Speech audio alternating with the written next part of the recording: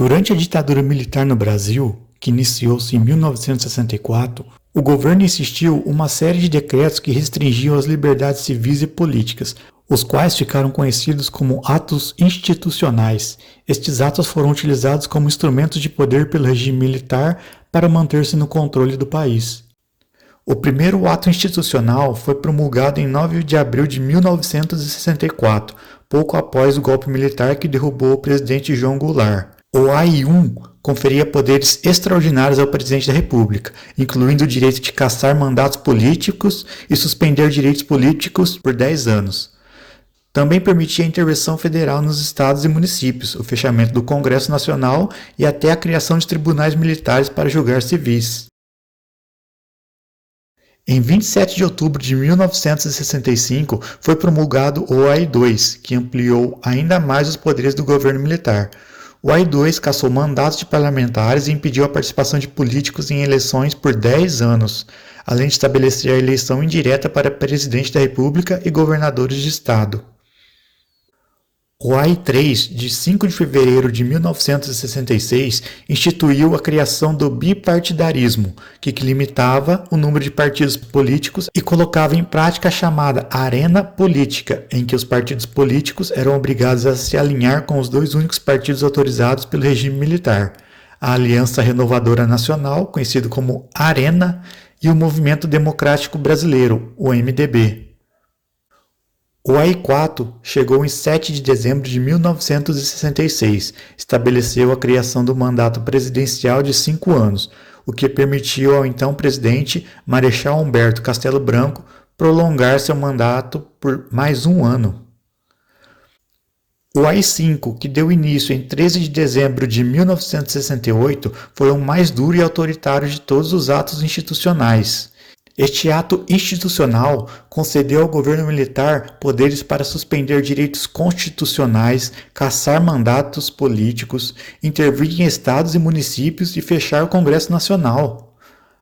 Além disso, o AI-5 concedeu ao regime militar o direito de censurar a imprensa, prender e torturar opositores políticos, perseguir estudantes e sindicalistas, perseguir cidadãos considerados subversivos. Os atos institucionais representam um período de repressão e violência política no Brasil.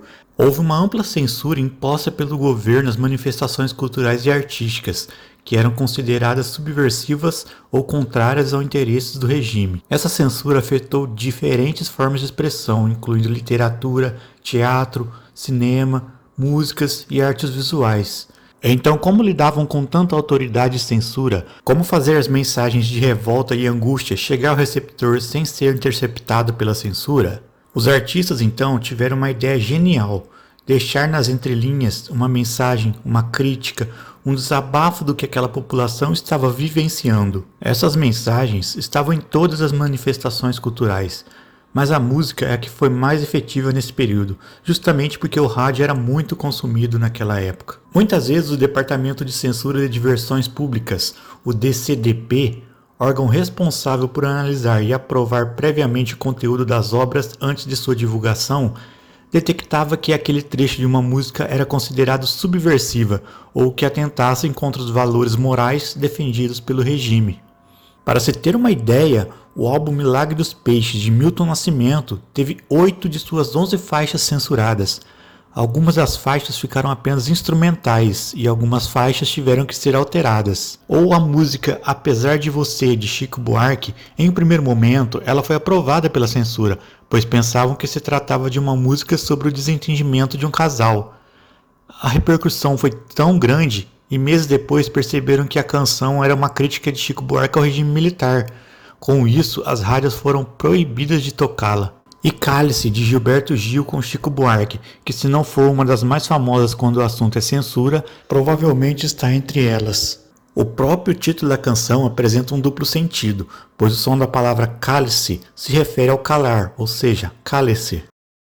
A música começa com a referência de uma passagem bíblica: Pai, se queres, afasta de mim este cálice, lembrando Jesus antes do Calvário. A citação convoca também as ideias de perseguição, sofrimento e traição. A música usa a paixão de Cristo como analogia do tormento do povo brasileiro nas mãos de um regime repressor e violento. Se na Bíblia o cálice estava repleto do sangue de Jesus, nesta realidade o sangue que transborda é o das vítimas torturadas e mortas pela ditadura. Então, como foi visto no vídeo, muitos conteúdos foram vetados pelo DCDP e alguns passavam despercebidos pelo órgão. A ditadura militar no Brasil terminou em 1985.